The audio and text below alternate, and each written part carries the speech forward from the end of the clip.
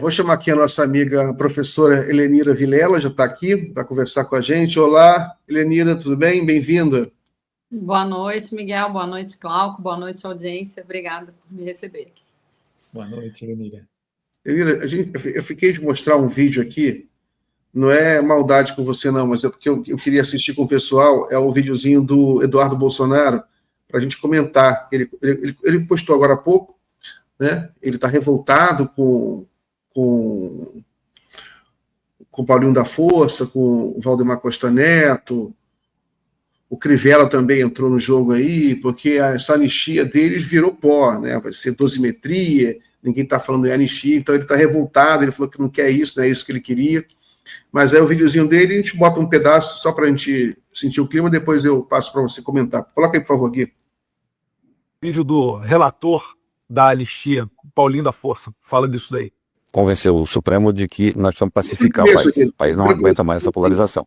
E para pacificar, vai ter que ser uma coisa... Vocês devem ter visto o vídeo do relator da anistia, Paulinho da Força, fala disso daí. Convenceu o Supremo de que nós precisamos pacificar o país. O país não aguenta mais essa polarização. E para pacificar, vai ter que ser uma coisa que talvez as pessoas não concordem muito, mas que é aquilo que o país precisa. Então vamos conversar com o Supremo também, se for o caso.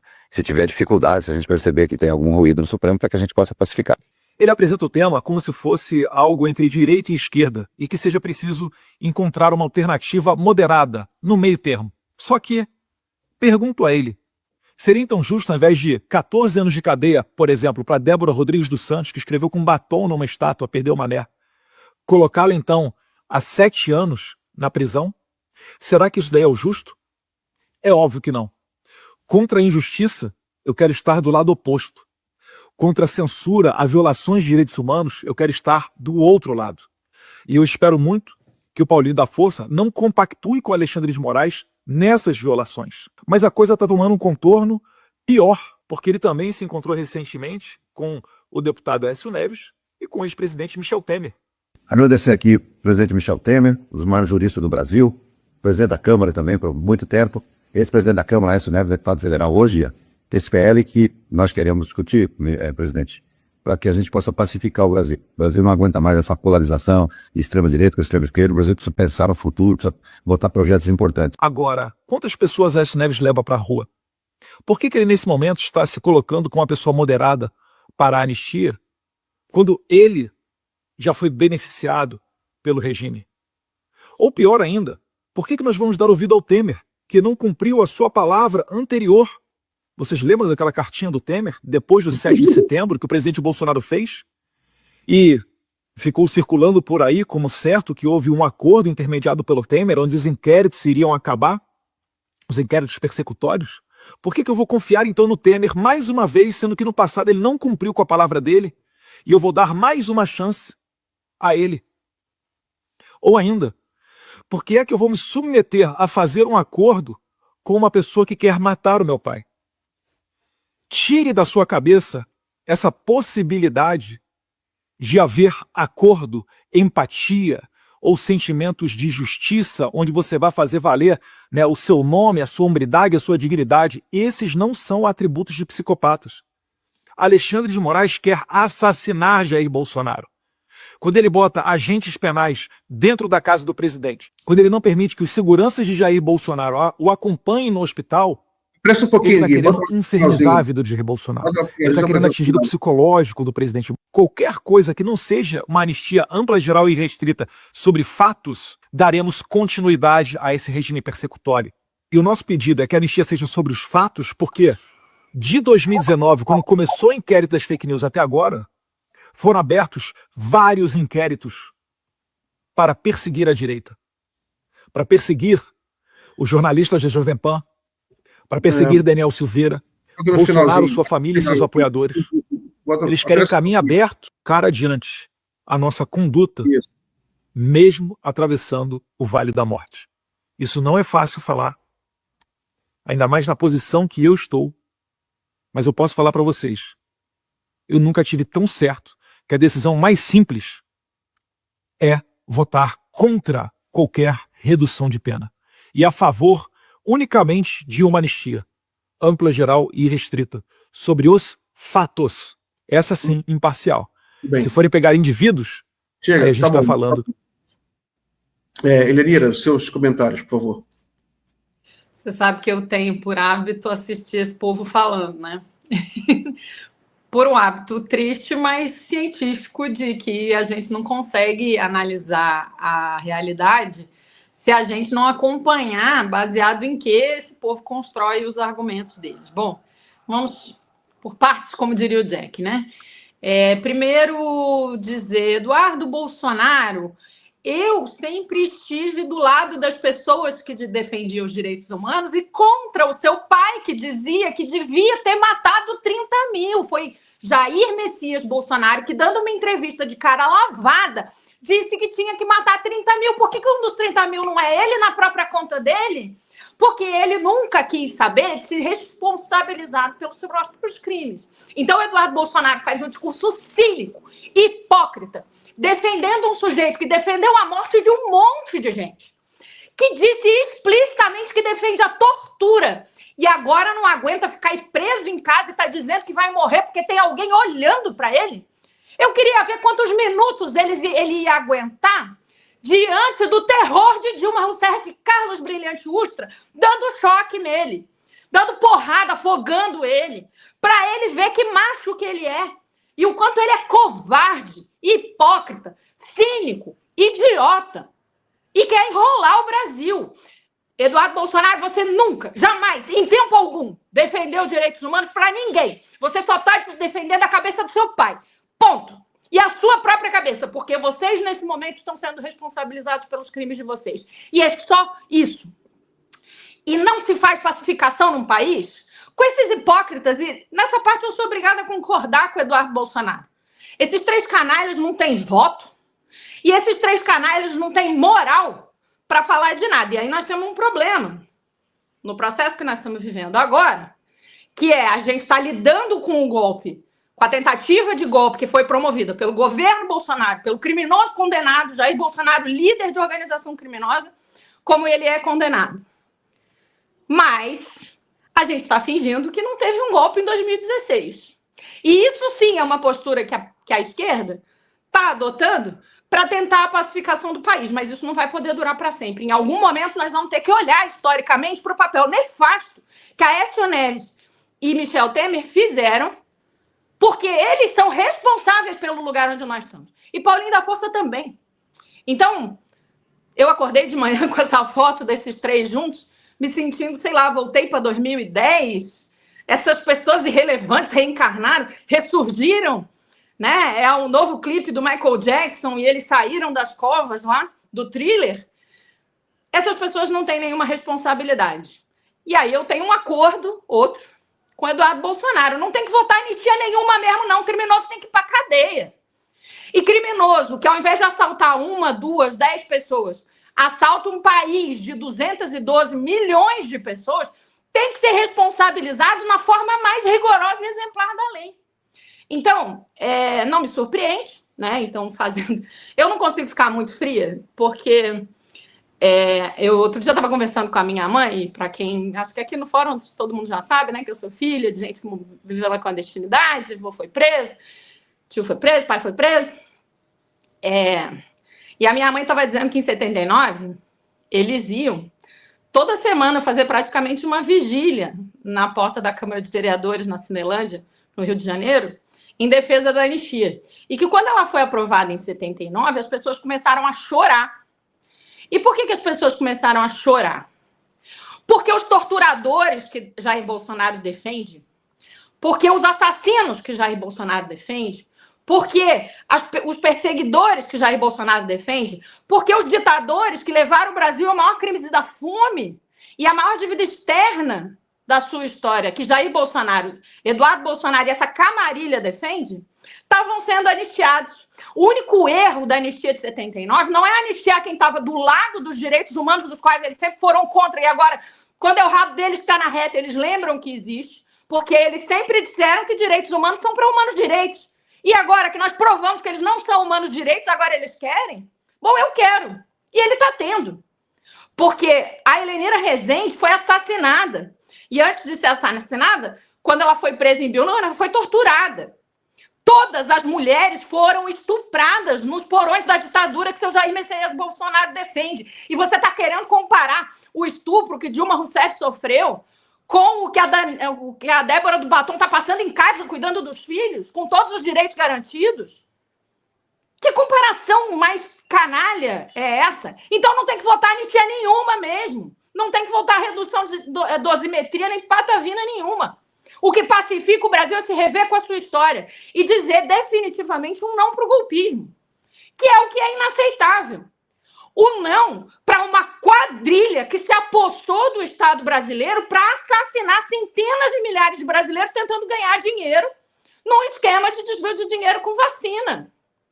Então, de fato, esses 3 zumbis que reapareceram das covas de uma cópia mal feita de um vídeo do Thriller, de um videoclipe do Thriller, saudoso Michael Jackson, que fazia coisas muito bem feitas, né? Lamento, desculpa aí a comparação, mas esses zumbis, eles realmente não representam o Brasil. E é por isso que nós temos que estar domingo nas ruas. Porque esses 3 sem vergonhas, Aécio Neves, Paulinho da Força e Michel Temer, não levam gente para a rua. Mas nós vamos levar. Nós vamos dizer para esse Congresso do Hugo Nem Se Importa que a gente tem vergonha na cara. Que a gente quer que eles aprovem a isenção do imposto de renda para quem ganha até 5 mil e a taxação de super ricos, ao invés de ficar aprovando impunidade. É o cúmulo. Então, assim, a fala do Eduardo Bolsonaro é absolutamente coerente com a incoerência dele, né? Com a sem-vergonhice, a hipocrisia, a canalice, a falta de vergonha na cara. Porque ele é um cara que contradiz o próprio discurso todo santo dia. Então, que seja responsabilizado. E agora eu fiquei muito feliz que o Dino tomou a atitude. Que pena que o Goné não tomou essa atitude antes, ele devia ter feito, desencavar o que o Aras enterrou embaixo de uma pilha de papel lá na Procuradoria.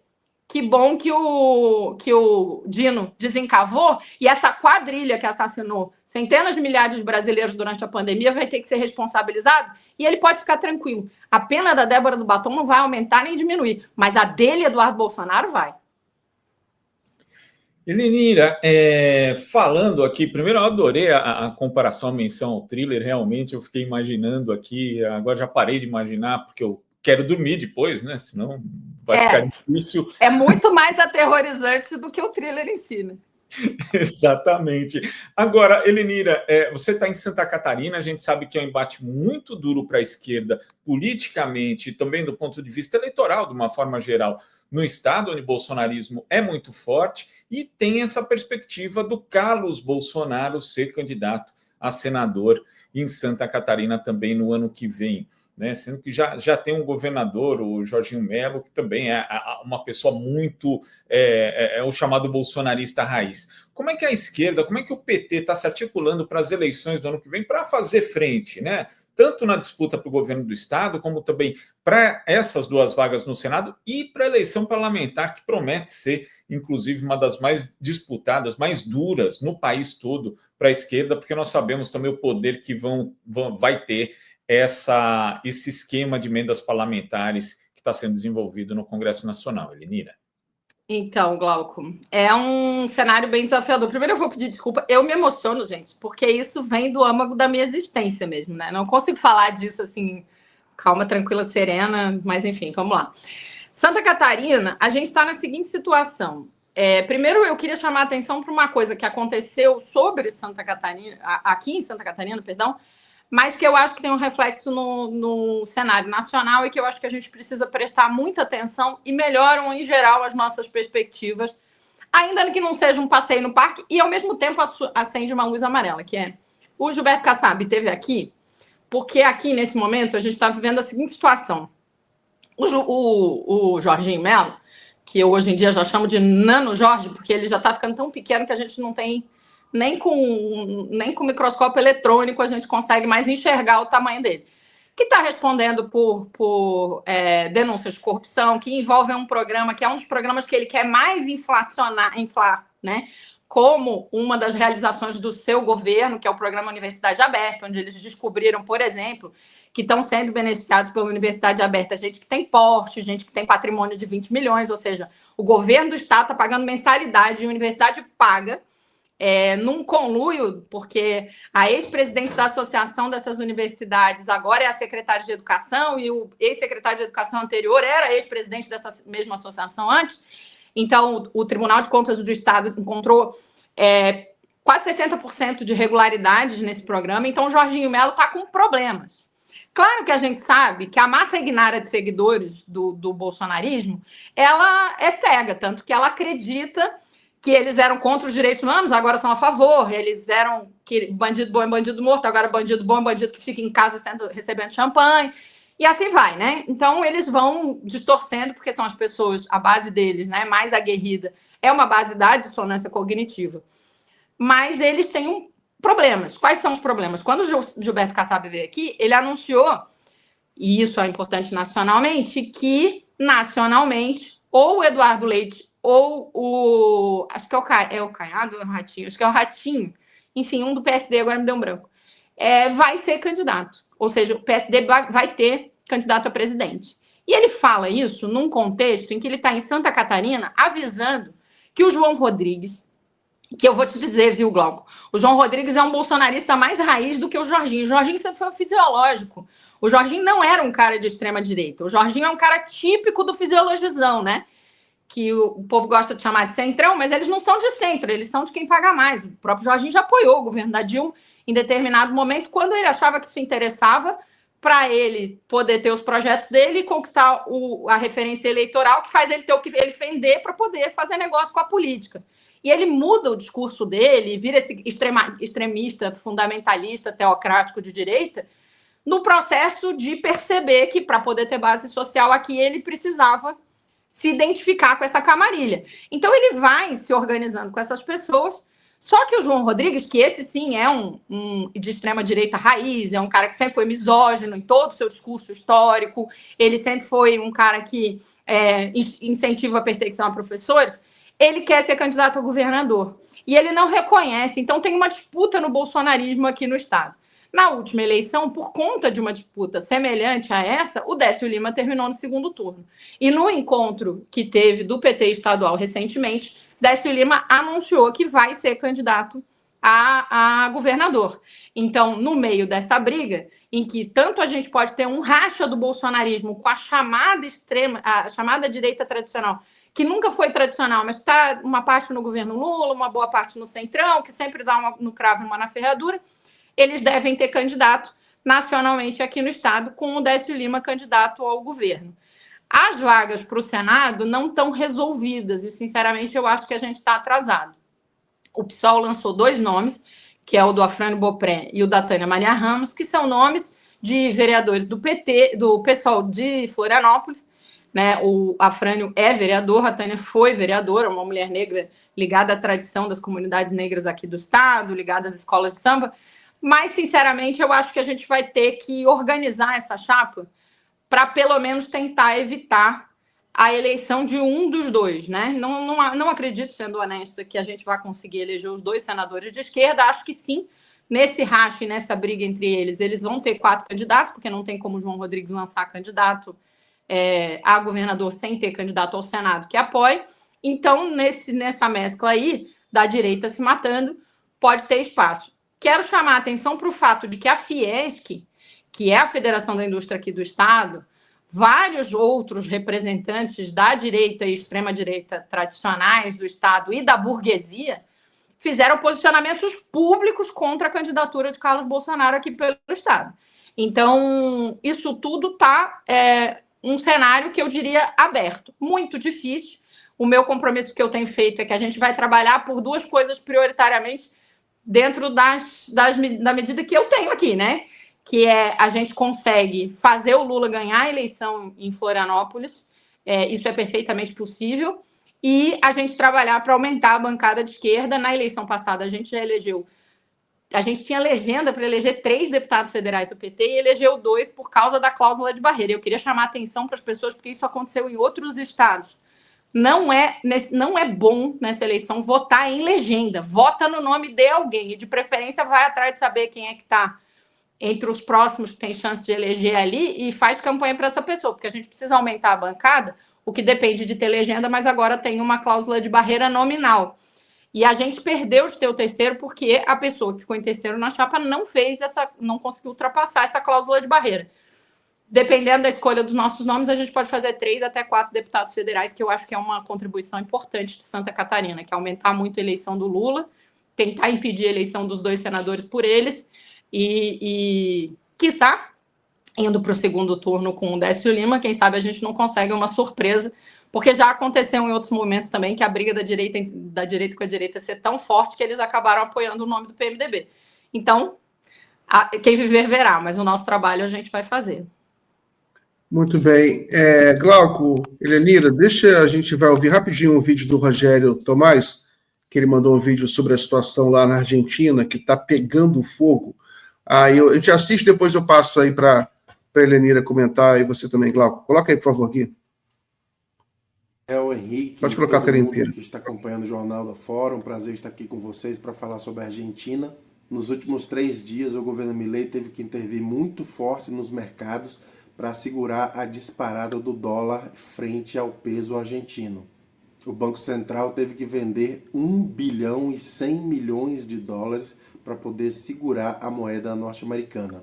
E mesmo assim o resultado não foi muito bom. Apenas em setembro, estamos em 19 de setembro, o dólar já se valorizou frente ao peso 9,4%. No ano, a desvalorização da moeda argentina já chega a mais de 43%. Apenas a título de curiosidade, a desvalorização do peso em relação ao real é ainda maior, chega a 64% até esse momento, apenas em 2025. Em meio a essa turbulência, Javier Milei anunciou hoje, sexta-feira, que está negociando um novo empréstimo ao país junto ao Tesouro dos Estados Unidos. Curioso para quem se dizia na campanha presidencial, especialista em temas de crescimento econômico com ou sem dinheiro.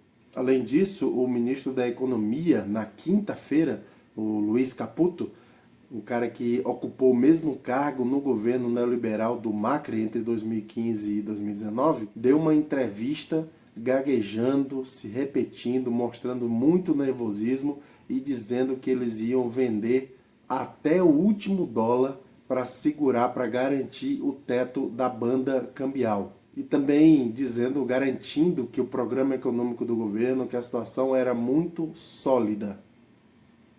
Por fim, um economista que era muito próximo do Javier Milei, sendo inclusive o principal conselheiro econômico da campanha em 2023, escreveu num artigo também nessa sexta-feira, ou seja, fresquinho, que a Argentina pode estar entrando em recessão às vésperas da eleição legislativa que acontece no dia 26 de outubro. O tom do artigo é melancólico e ele encerra quase como se despedindo da experiência do Milei. Ele diz, e eu vou até ler para não falhar na citação: espero que esta triste experiência nos sirva para aprender a fazer as coisas bem na próxima oportunidade, que certamente virá em algum momento futuro.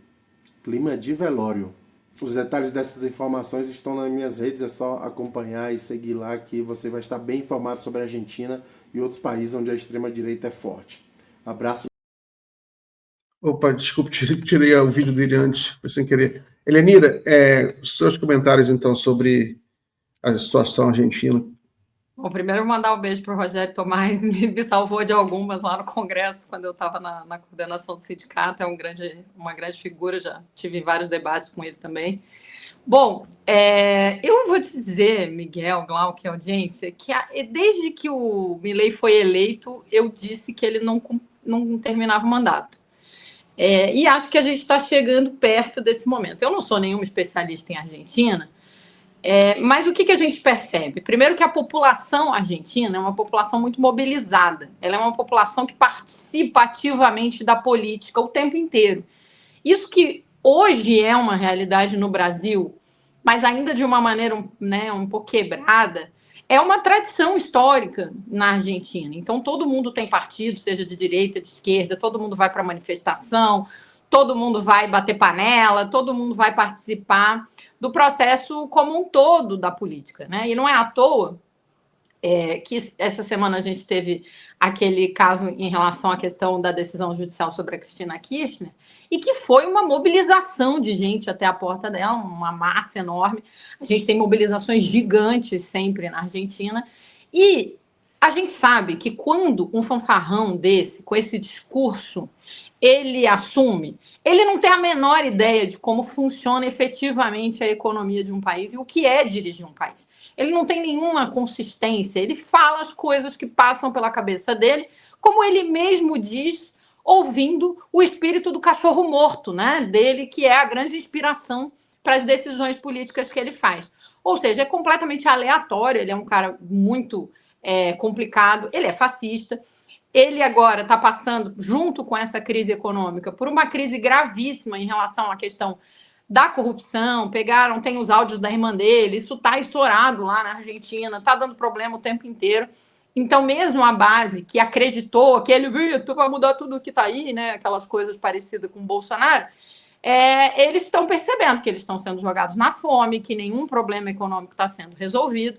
De fato, a esquerda, né, a centro-esquerda, do Alberto Fernandes, fez um governo muito ruim, também foi um governo pouco efetivo, mas era um governo, né?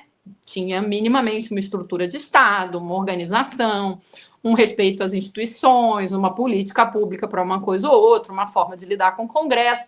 E o Milei não tem nada disso. É simplesmente um fascista, achando que pela política dessa mobilização da horda que eles fazem, não tem resposta para dar para nenhum problema.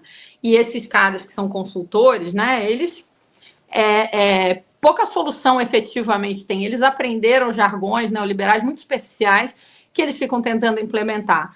Lamento pelos irmãos argentinos, porque o que eles vão passar tendo um endividamento externo desse tamanho, a gente sabe como é, o Brasil conhece a fome resultado da dívida externa, não é à toa que a gente fez um plebiscito popular que teve mais de 10 milhões de votos contra, né, o pagamento da dívida ao FMI. Felizmente o governo Lula conseguiu resolver isso.